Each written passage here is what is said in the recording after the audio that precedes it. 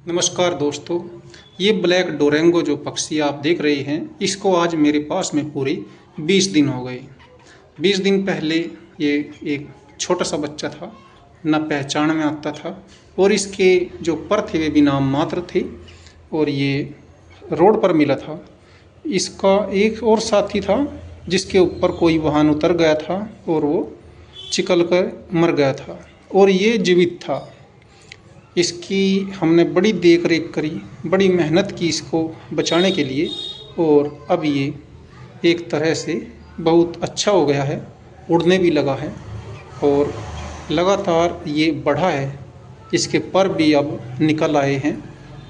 तो जो ब्लैक डोरेंगो ये पक्षी है, ये इसने भी इसकी भी वो मानी जाएगी कि इसने भी सरवाइव किया है। दूसरी चीज़ें मतलब इसने जो जिस तरह से खान पान बदल जाता है, वातावरण बदल जाता है, दूसरी जगह जब कोई चीज़ रहती है तो इसने बड़ा अच्छी तरह से सरवाइव किया है और हमने भी इसकी बड़ी देख रेख की। जिस समय ये उड़ने लगा तो इसके पालन पोषण में बड़ी सावधानियां बरतनी पड़ी, बड़ी समस्याएं सामने आई क्योंकि घरों में पंखे चलते हैं तो डर रहता था कि ये कहीं पंखे से न टकरा जाए और ये जो हमने मेहनत की है वो सारी बर्बाद न हो जाए, क्योंकि एक चूक सारी मेहनत को समाप्त कर सकती थी। इसलिए हमने जब भी हमें लगा कि अब तो ये उड़ने लगा है इधर से उधर, तो पंखों का विशेष ध्यान रखा। जो डोरेंगो पक्षी है, तो अब हमें लगता है कि ये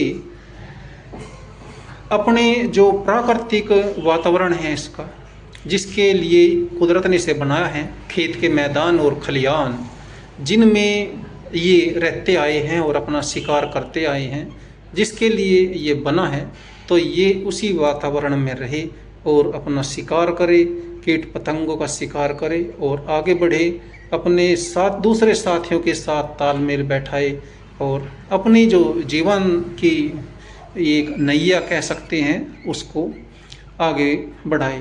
तो अब हम 1 या 2 दिन में या 3 दिन में यदि मौसम सही रहा तो इसे खेत में रिलीज करेंगे जिससे ये आगे बढ़ सके। इसकी जो पहली परीक्षा है वो पास हो चुकी है, अब इसकी जो दूसरी परीक्षा है वो शुरू होगी और इसे सरवाइव करना होगा खेत के मैदानों में।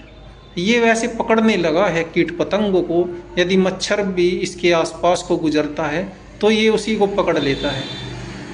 कुदरत ने इनको बड़ी तेज दिमाग दिया है, बुद्धि दी है। देखो जैसे ये बड़ा चौकन्ना देख रहा है तो अभी एक मच्छर इधर को गया तो ये उसे देख रहा है और जैसे इसके पास आएगा तो ये पकड़ लेगा, क्योंकि ये एक बड़े ही शानदार शिकारी होते हैं। ये इसकी जो चंचलता है वो कुदरत ने इसको प्रदान की है। तो हालांकि इसको जब रिलीज करेंगे तो फिर भी मैं रोज़ाना वहीं पर जाता रहूँगा और यदि ये मिलेगा मुझे तो मैं इसको खाना भी दे करके आऊँगा। अब ये अपने जीवन के नए सफ़र पर निकलेगा, क्योंकि इसका भविष्य खेत और खलियानों में ही छिपा हुआ है।